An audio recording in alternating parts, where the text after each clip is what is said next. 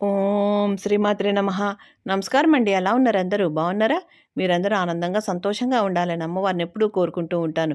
ధాత్రితో లక్ష్మీప్రియ క్రియేషన్స్‌కు స్వాగతం. ముందుగా మీ అందరికీ మహాశివరాత్రి శుభాకాంక్షలు. 2025 సంవత్సరం ఫిబ్రవరి 12వ తేదీ మాఘ పౌర్ణమి రోజున ఎదిలాబాద్ గ్రామంలోని వేణుగోపాలస్వామి మందిరంలో రంగనాథస్వామి ఆండాలమ్మ కోవెల ఉందండి. అక్కడ ఆ గుళ్ళలో మా మనవరాలి యొక్క కూచిపూడి నాట్యం యొక్క మొదటి ప్రదర్శన జరిగింది. అలాగే హరికథా గానం కూడా విన్నాము. ఆ విశేషాలు ఈ వీడియోలో తెలియజేస్తానండి. తప్పకుండా స్కిప్ చేయకుండా చివరిదాకా చూడండి. మా వీడియో కనుక మీకు నచ్చితే తప్పకుండా లైక్ చేయండి. అలాగే మీరు లైక్ చేయడం వల్ల మా వీడియోల్ని మరికొద్ది మంది చూస్తారు.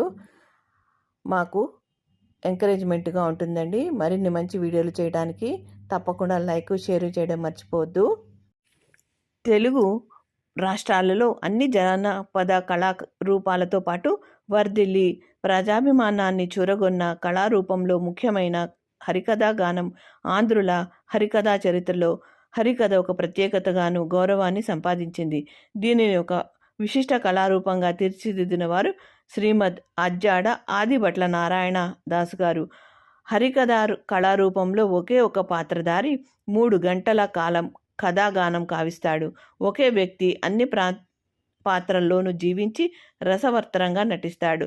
నోటితో వాచికం చెబుతూ మృదు మధురమైన గానం పాడుతూ ముఖంలో సాత్వికము, కాలితో నృత్యము, చేతులతో ఆంగికము గుప్పిస్తూ ఆకర్షణీయమైన ఆహార్యంతో ఏకకాలంలో అభినయిస్తాడు.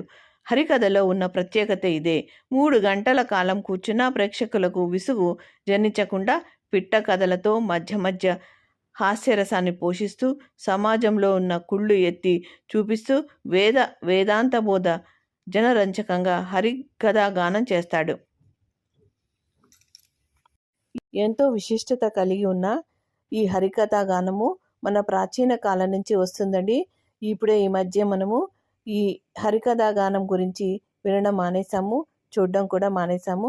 కానీ ఈ సందర్భంగా మీకు తెలియజేస్తున్నాను, ఎక్కడైనా గుడిళ్ళల్లో ఈ హరికథా గానం మటుకు జరిగితే తప్పకుండా వెళ్ళండి. కాస్త మనసుకు ప్రశాంతత ఉంటుంది. ఈ సెల్ ఫోన్స్ వచ్చిన తర్వాత ఇటువంటివి చూడడము, టీవీలో కూడా చూడడం మానేసాము. కానీ ఇలా గుళ్ళకు వెళ్ళినప్పుడు తప్పకుండా చూడండి. మీకు ఎంతో మానసిక ప్రశాంతత కలుగుతుంది. అలాగే ఆరోగ్యంగా కూడా ఉంటాము. అలాగే ఆధ్యాత్మిక భావం కూడా పెరుగుతుంది. తప్పకుండా ఇటువంటి కార్యక్రమాలకి వెళ్ళండి. ఈ కథ ఎదిలాబాద్ వేణుగోపాలస్వామి గుడిలో జరిగిందండి. మాఘ పౌర్ణమి రోజున గుడికి వెళ్ళాము. అక్కడ మా మనవరాలి యొక్క మొదటి ప్రదర్శన కూడా జరిగింది కూచిపూడి నృత్యంలో. ఆ నృత్యం కూడా మీరు చూసి మా మనవరాల్ని ఆశీర్వదించాలని కోరుకుంటున్నాను.